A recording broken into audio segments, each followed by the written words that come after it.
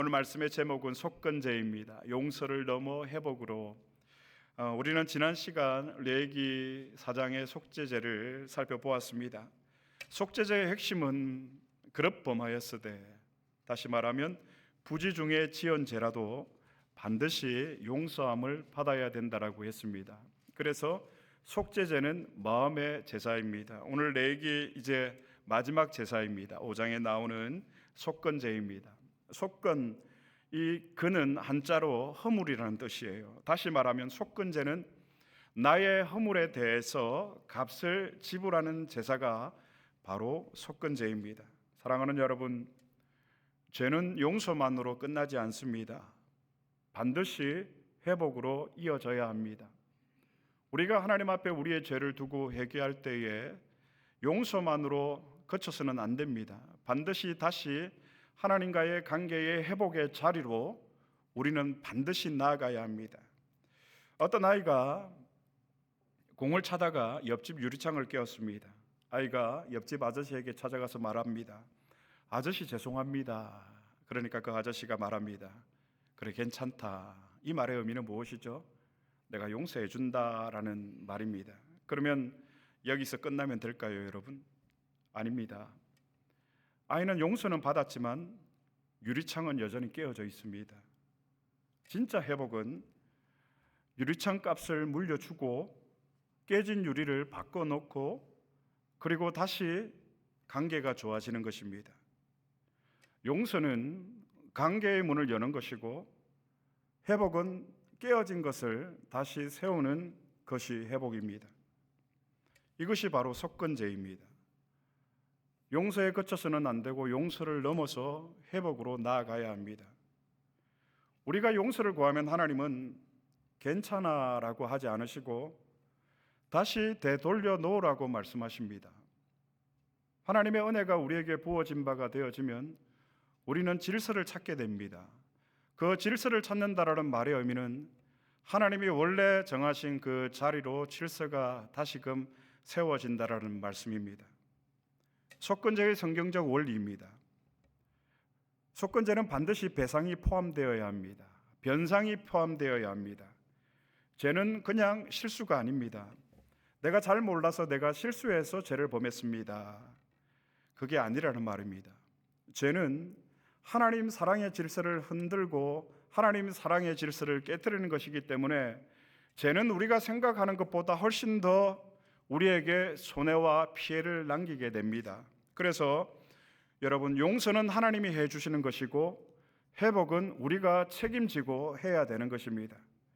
회개는 하나님 앞에 눈물로 시작하지만 회복은 저와 여러분, 우리의 발걸음으로 완성이 된다라는 말입니다. 오늘 말씀을 통해서 우리의 삶 속에 용서를 넘어서 회복의 이 은혜와 역사가 있기를 우리 주님의 이름으로 축복합니다. 속건제에 대해서 조금 더 살펴보도록 하겠습니다. 오늘 레위기 5장 1절의 말씀은 우리를 조금 불편하게 합니다. 성경을 한번 찾아볼까요? 레위기 5장 1절입니다. 다 같이 봉독하겠습니다. 만일 누구든지 저주하는 소리를 듣고서도 증인이 되어 그가 본 것이나 알고 있는 것을 알리지 아니하면 그는 자기의 죄를 져야 할 것이요 그 허물이 그에게로 돌아갈 것이며. 이 말씀의 의미는 5장 1절의 말씀의 의미는 여러분, 진실을 알고도 말하지 않는 것은, 침묵하는 것은 죄라고 이야기를 하고 있습니다. 진리에 대해서 침묵하는 것, 죄에 대해서 침묵하는 것, 죄라고 성경은 이야기를 합니다. 공동체의 잘못에 대해서 침묵하는 것, 알면서도 말하지 않고 진리를 알고 있으면서도 알리지 않고 진리를 알면서도 정언하지 않는 것, 오늘 레위기 5장 1절의 말씀에서 성경은 분명히 말합니다. 죄라고 말합니다. 우리는 여러분, 내가 한 말이 아니니까, 내가 한 일이 아니니까 괜찮아라고 생각을 합니다. 아니면 나 한 사람쯤이야 침묵한다고 그게 무슨 문제가 되겠느냐라고 생각을 하지만, 그러나 성경은 분명히 말합니다. 진리에 대해서 침묵하는 거, 진리에 대해서 말하지 않는 거, 그리고 거짓 앞에서도 중립을 지키는 것, 하나님의 말씀의 기준을 가지고 이게 참과 거짓인지 우리는 구별할 수 있어야 합니다. 그런데 하나님의 말씀의 기준을 봤을 때 이것이 거짓인데 그 거짓 앞에서 내가 중립을 지키는 것, 이것도 죄입니다. 그냥 어떻게 되겠지라고 하고 그냥 넘기는 것, 바로 속건 제사가 필요한 이유입니다. 여러분, 나는 몰랐다 이 말로 끝이 나지 않습니다.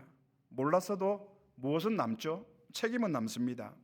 이런 것이죠. 제가 나는 우리 새안디옥 교회가 이런 줄은 몰랐습니다 라고 하면 끝날까요? 말은 끝날 수 있을지 모르겠지만 무엇이 따른다고요? 책임이 따릅니다. 이것이 목회자의 책임입니다.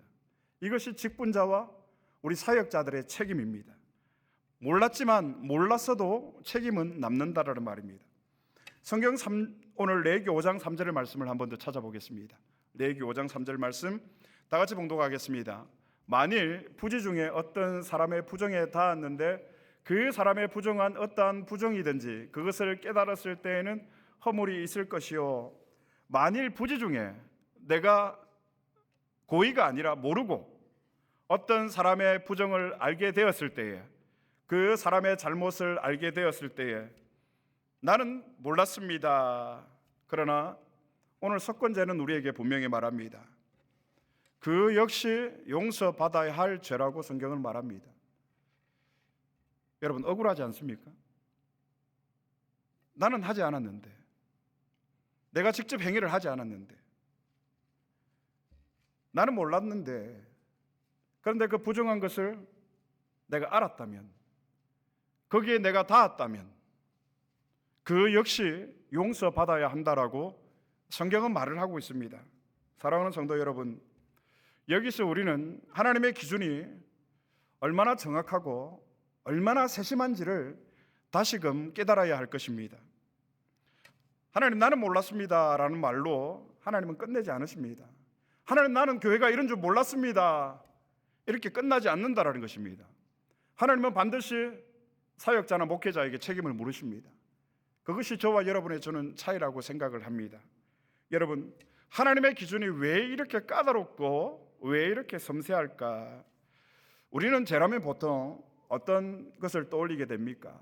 물리적으로 다른 사람을 가해해서 해치는 이런 살인, 아니면 다른 사람의 물건을 훔치는 도둑질, 이런 큰 범죄들이 죄라고 생각을 합니다. 그렇지 않습니까, 여러분? 하지만 오늘 이 레위기 5장에 나오는 속건제사에 따르면 잘못에 대해서 침묵하는 것, 진리에 대해서 침묵하는 것, 죄라고 이야기합니다.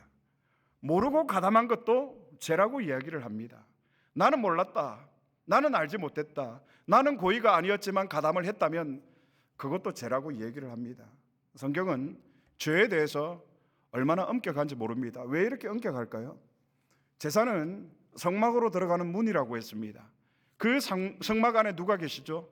내 사랑하는 거룩하신 주님이 계십니다. 그 주님을 만나기 위해서는 내가 거룩하니 너희도 거룩하라, 이 정도의 기준을 성경이 우리에게 제시하는 이유입니다.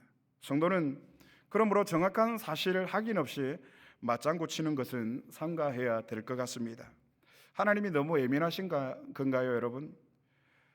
수술실에서 의사가 수술을 하다가 이 정도 바이러스는 괜찮겠지, 다른 환자가 사용했던 그 직기 도구를 사용을 해서 환자를 수술을 할까요? 이 정도 바이러스는 괜찮아, 이렇게 말하면 어떻게 되겠습니까? 아주 작은 바이러스 하나가 사람의 생명을 위협하기도 합니다. 저는 한국에 있을 때 폐혈증으로 돌아가신 교인분들을 많이 보았습니다. 병원에 입원할 때는 목사님 이번 주 정도 지나면 퇴원할 것 같습니다라고 했는데 며칠 있다 부고 소식이 옵니다. 원인은 폐혈증이라는 거예요. 작은 바이러스 감염 하나가 혈액 속으로 침투를 해서 몸 신체의 주요 장기들을 손상을 시키는 거예요. 40% 60% 사망이 이르게 된답니다. 작은 바이러스 하나가. 의사들이 왜 그렇게 철저할까요? 손을 씻고 또 소독제로 손을 닦고 소독 장갑을 끼고 왜 그렇게 까다롭게 할까요? 생명을 다루기 때문입니다. 사랑하는 여러분, 우리 하나님도 마찬가지이십니다. 하나님은 우리의 영혼의 생명을 다루십니다. 우리의 영생의 문제를 하나님은 다루고 계십니다. 그래서 하나님의 기준이 세심한 거예요. 그래서 하나님의 기준이 정확하고 어떻게 보면 까다롭다고도 할 수가 있겠죠. 어거스틴이 말한 대로 죄라는 것은 우리의 겉으로 드러나는 행동 이전에 하나님 사랑의 질서가 무너진 상태가 바로 죄라는 거예요. 그런데 하나님 사랑의 질서가 무너지는 것은 살인을 하고 도둑질을 하고 이런 큰 범죄에서만 하나님 사랑의 질서가 깨어지는 것은 아니라는 말입니다. 평범한 우리의 일상에서 하나님의 질서가, 하나님의 사랑의 질서가 무너지는 것들이 있다라는 사실을 성경은 오늘 우리에게 소상히 고발을 하고 있습니다. 그 대표적인 예가 무엇일까요? 바로 말입니다. 우리는 겉으로 드러나는 죄는 크게 여기고 깊게 생각을 합니다. 하지만 입술의 말의 가벼움은 대수롭지 않게 생각을 합니다. 그러나 말은 하나님을 향한 우리의 사랑의 방향을 나타내는 창문이 됩니다. 그래서 오늘 진리에 대해서 침묵하는 것도 죄라고 오늘 석권제 레위기 5장에서 말을 하고 있으면서 이어서 나오는 보이지 않는 죄의 유형이 무엇인가? 바로 헛된 맹세예요. 성경을 한번 찾아볼까요? 레위기 5장 4절의 말씀 다 같이 봉독하겠습니다.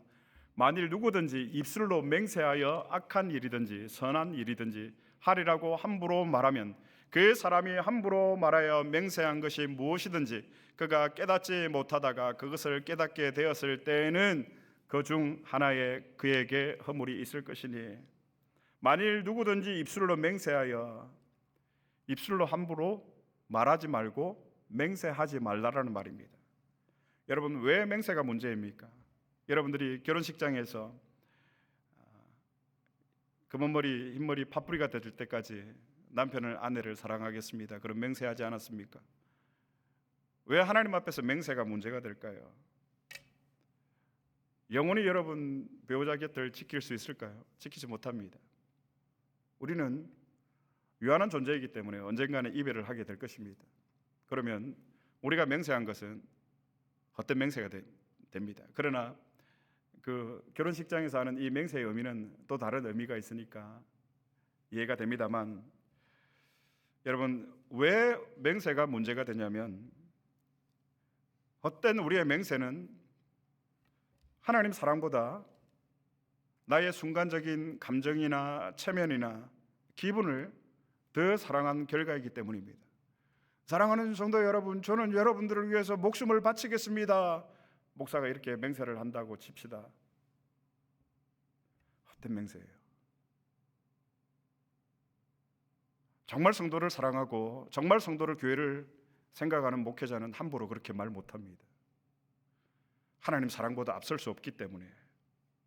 헛된 맹세라는 것은 하나님의 사랑보다 나의 순간의 기분이나 감정이 더 앞선, 그러니까 나를 더 사랑하는 결과이기 때문에 헛된 맹세를 하는 순간 우리는 하나님 중심이 아니라 자기 중심이 된다라는 말입니다. 그래서 성경에서 말은 하고 있습니다. 헛된 맹세 하지 말라.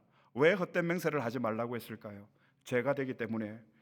헛된 맹세는 여러분 하나님 중심의 질서가 깨진 결과예요. 하나님과의 이 사랑의 질서가 깨어지면 자연스럽게 흘러가는 방향이 있습니다. 무엇일까요? 입술의 죄로 흐름이 이어지게 됩니다. 이 하나님 사랑의 질서가 깨어지면. 그러니까 우리 정말 기독교인이지만 이 사람이 정말 구원을 받았을까, 받지 못했을까 하는 그런 사람들을 보면 어떻습니까? 말이 급하고, 말이 경박하고, 말이 성급하죠. 왜 그럴까요, 여러분? 하나님 사랑의 질서가 깨어졌기 때문에 그 삶 자체가 무질서한 상태가 되는 거예요. 혼란스러운 상태가 되는 거예요. 그것은 그 사람의 인격이나 됨됨이가 아니라 하나님 사랑의 질서가 깨어진 결과예요. 하나님께서 예수 그리스도를 통해서 회복시켰다라는 것은 이 사랑의 질서가 다시금 회복되었다라는 거예요. 우리가 그 사랑의 질서로 다시 돌아갔다라는 거예요. 세상을 향해 걸어가고 있던 우리의 발걸음들을 멈추고 다시금 하나님을 사랑하는 그 방향으로 우리를 다시금 제자리로 돌려놓으신 것, 이것이 하나님께서 우리에게 주신 은혜의 회복이에요. 하나님 사랑의 질서가 회복된 것. 그런데 이 질서가 깨어지면 우리의 말은 경박해집니다. 성급해지고. 그래서 여러분, 말 조심은 아무리 강조해도 지나치지가 않는 것 같습니다. 그래서 때로는 말을 잘하는 것이 거룩이 아니라 말을 적게 하는 것이 거룩일 수도 있다라는 생각이 듭니다. 성경을 한번 찾아볼까요? 아가서 4장 12절 말씀 다 같이 봉독하겠습니다. 내 누이 내 신부는 장근 동산이요 덮은 운물이요 봉한 샘이로라. 여러분, 사랑받는 신부를 이렇게 표현을 합니다. 장근 동산이요 덮은 운물이요 봉한 샘이로다. 왜 여러분 장그고 덮고 봉할까요? 왜 그렇죠, 여러분? 신부가 귀해서 그렇습니다. 신부가 너무나도 아름답고 너무나도 소중하고 너무나도 귀하기 때문에 신부를 여러분 창건 동상, 덮은 운물, 그리고 봉한 셈이라고 표현을 한 것입니다. 우리의 입술도 똑같습니다. 그리스도인은 말이 없는 사람이 아니라 아무 말이나 흘려보내지 않는 사람이 그리스도인이 되어야 합니다. 그러므로 때로는 여러분, 우리가 말을 많이 하는 것보다 절제된 침묵이 하나님 앞에서 더 거룩일 수 있다는 것입니다. 사람들을 감정을 이용을 해서 헛된 맹세를 하는 것, 성경은 죄라고 분명히 말을 하고 있습니다. 거짓에 대한 침묵, 진리를 알고도 침묵하는 것, 나는 몰랐다, 부지 중에 고의가 아니었지만 잘못에 가담한 것, 성경은 죄라고 말을 합니다. 그리고 헛된 맹세, 다 죄입니다. 이것들의 특징이 있습니다. 무엇일까요, 여러분? 겉으로 드러나지 않는다는 것입니다. 개인적이고 내면적이에요.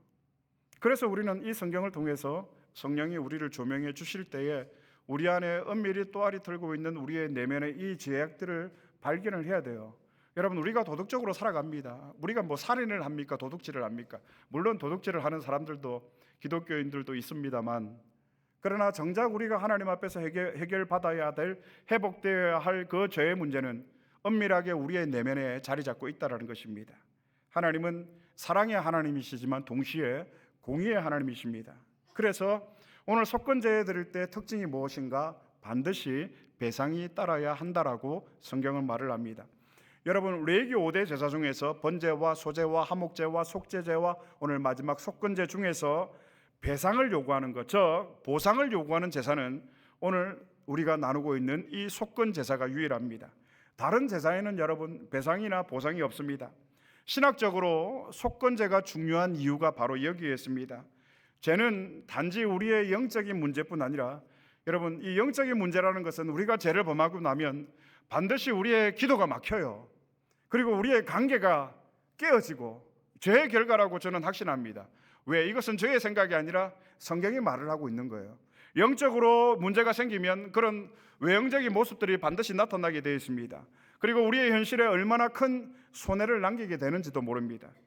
속건제의 핵심은 배상에 있다라고 말씀을 드렸습니다.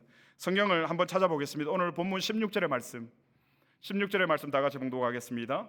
성물에 대한 잘못을 보상하되 그것의 5분의 1을 더하여 제사장에게 줄 것이요, 제사장은 그 속건제의 순양으로 그를 위하여 속죄한즉 그가 사함을 받으리라. 오늘 16절 말씀은 이렇게 말합니다. 잘못을 했으면 배상을 해야 한다. 배상을 하는데 그 방법이 무엇이죠? 그것의 5분의 1을 더하여 배상하고, 하나님은 원금만 갚게 하지 않으시고 5분의 1을 더해서 배상하라고 하십니다. 5분의 1이면 20%입니다. 1000불을 손해를 입혔으면 1200불을 배상을 하라는 것입니다. 이것이 속건제의 원리입니다. 왜 이렇게 하나님께서는 5분의 1을 더하라고 하셨을까? 여기에 바로 하나님의 공의와 하나님의 회복이 담겨 있습니다. 사랑하는 여러분, 죄는 우리가 생각하는 그 이상으로 파급력이 있습니다. 파괴력이 있습니다.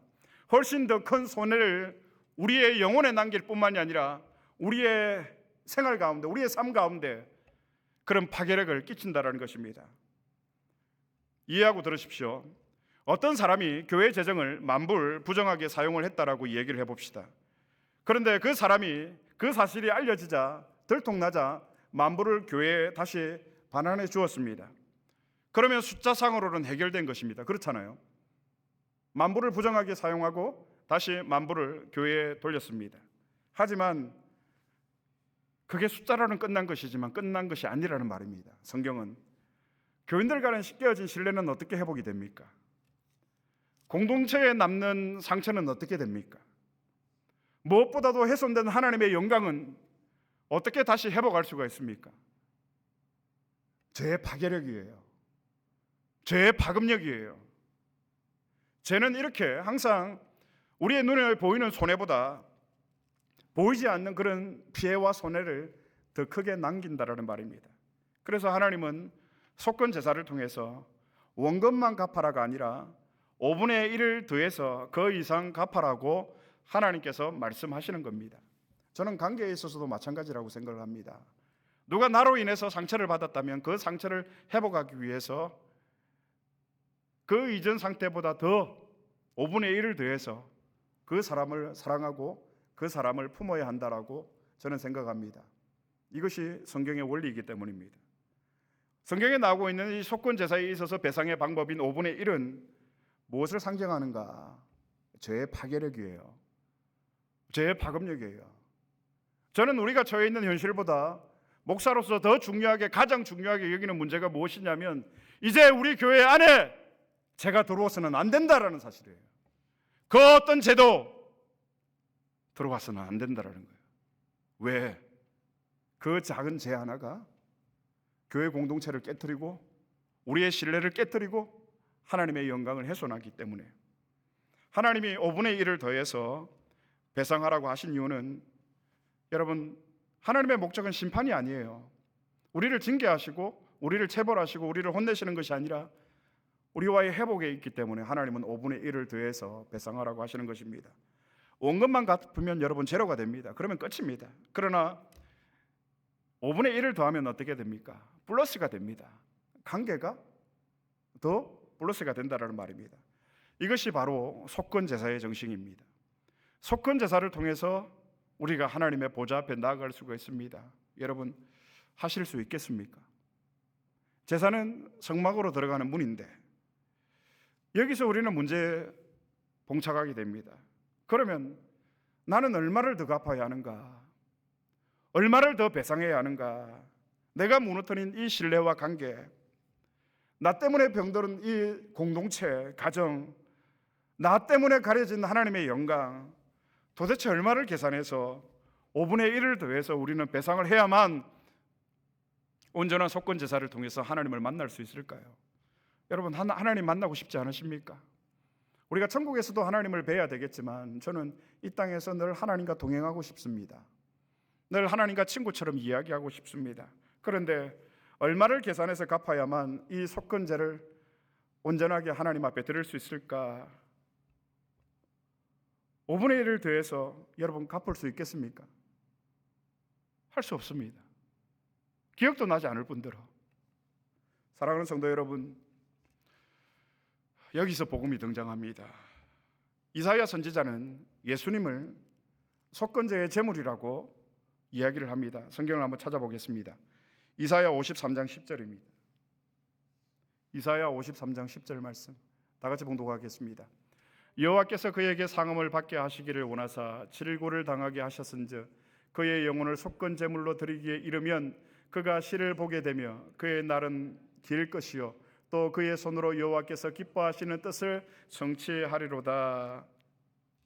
그의 영혼을 속건 제물로 드리기에 이르면 왜 예수님이 속건 제물이 되셨을까? 예수님은 우리의 죄를 용서하실 뿐만이 아니라 우리가 갚지 못할 이 원금에 대한 원금뿐만이 아니라 5분의 1을 배상을 완전히 이루어 주셨기 때문입니다. 우리는 이자와 5분의 1은커녕 원금도 갚을 수가 없었습니다. 그런데 예수님은 원금은 물론이고 5분의 1까지 다 채워서 우리를 대신에 갚아주셨습니다. 속죄제를 완성해 주셨다라는 말입니다. 성경은 이렇게 선언합니다. 너희들이 감당할 수 없는 그 값을 너가 감당할 수 없는 그 값을 내가 이미 다 채워 갚았다. 5분의 1을 다 갚았다. 그러므로 이제 용서에 머무르지 말고 은혜 안에서 회복의 자리로 나오면 안 되겠니? 언제까지 우리가 하나님을 이웃집 아저씨처럼 대하며 살아갈 거예요? 주일 이 한 날 하나님을 묵상하고 6일 동안은 하나님과 무관한 삶을 사시겠습니까? 하나님께서 이미 원금과 5분의 1을 다 갚아주셨습니다. 속건제를 완전히 이루어주셨습니다. 이제 우리는 그 속건제의 그 문으로 들어가서 성막으로 들어가서 하나님을 배우면 되는 거예요. 이것을 그리스도께서 완성해 주셨습니다. 그리스도께서 우리를 위해서 완전한 배상을 해 주셨다라는 말입니다. 말씀을 맺겠습니다. 사랑하는 세안교육 가족 여러분, 우리는 완전할 수 없습니다. 우리는 여러분 말에 있어서도 완전할 수도 없고요. 때론 나도 모르게 헛된 맹세를 할 수도 있습니다. 또 진리 앞에서 두려워서 침묵할 수도 있습니다. 우리는 그렇게 완전할 수는 없습니다. 그러나 여러분, 적어도 저는 그리스도인은 온전할 수 있다라고는 확신합니다. 그러기 위해서는 우리가 그리스도 앞에 엎드려야 합니다. 그리고 속죄물의 제물이 되어주신 예수님을 우리가 믿어야 합니다. 그 예수님의 보혈이 우리를 덮을 때에 우리는 여러분 완전해지는 것이 아니라 온전해지게 됩니다. 말의 실수가 왜 없겠습니까? 저라고. 그러나 우리는 어제보다는 오늘이, 오늘보다는 내일이 하나님 앞에서 경건한 우리의 은혜의 생활들을 해 나가야 합니다. 왜 그렇습니까? 그리스도의 보혈이 우리를 덮을 때에 우리를 배상해 주신 5분의 1을 대신해서 배상해 주신 그 은혜 때문에 우리가 완전한 것이 아니라 우리가 온전해져 가는 거예요. 성도의 거룩한 삶, 침묵하지 않고 부재 중에 나도 모르는 중에 범한 죄에 대해서 민감하고, 그러니까 조금 긴장하면서 살아야 되는 거죠. 적당한 긴장은 의학적으로도 좋다 하지만 저는 영적으로도 적당한 긴장이 필요하다고 생각이 됩니다. 죄에 대해서 민감하게 우리가 반응해야 됩니다. 무엇보다도 헛된 맹세를 삼가할 수 있게 되기를 바랍니다. 말에 있어서 자신이 없으면 잠근 동산, 덮은 운물, 봉환샘이 되시기를 바랍니다. 그만큼 우리의 입술이 귀하기 때문입니다. 오늘 우리 주님이 다시 말씀하십니다. 이미 내가 다 갚았다. 그러므로 하나님의 보좌 앞에 나아가서 하나님과 누리는 평강의 식탁의 교제에서 은혜를 누리렴. 주님 말씀하십니다. 용서를 넘어 회복으로 우리는 나아가야 합니다. 그리스도 안에서 온전해지는 저와 여러분이 될 수 있기를 우리 주님의 이름으로 축복합니다. 사랑하는 여러분, 죄는 용서로 끝나지 않습니다. 반드시 회복이 따라야 합니다.